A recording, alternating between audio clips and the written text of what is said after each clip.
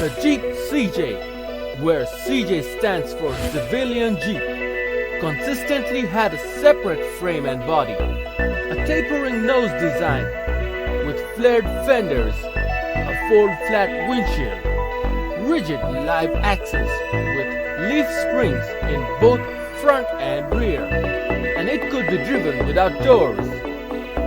They also had part-time four-wheel drive systems with few exceptions, open bodies with removable soft or hard tops, and it came with a choice of high and low gearing. This particular model showcased here at Jeep Showroom in Naxal, Kathmandu, Nepal is the 1965 Tuxedo Park Mark IV version model of the CJ-5.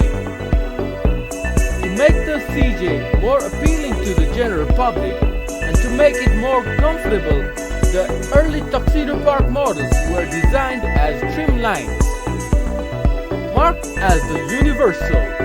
In 1965, the Tuxedo Mark IV was asserted as a separate model from the other CJ series, and it had more differences than past models.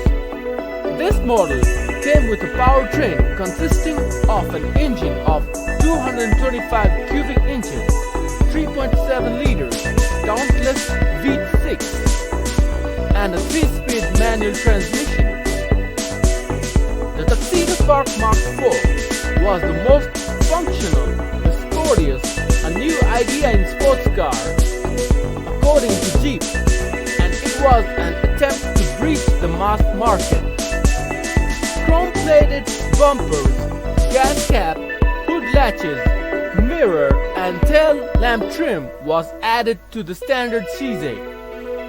The CJ-5 Tuxedo Park Mark IV were available with 81 inches, 2057mm wheelbase and 101 inches, 2565mm wheelbase. It also came with a variety of convertible seat and top colors and pleated Briscoe grain vinyl upholstered front bucket seats.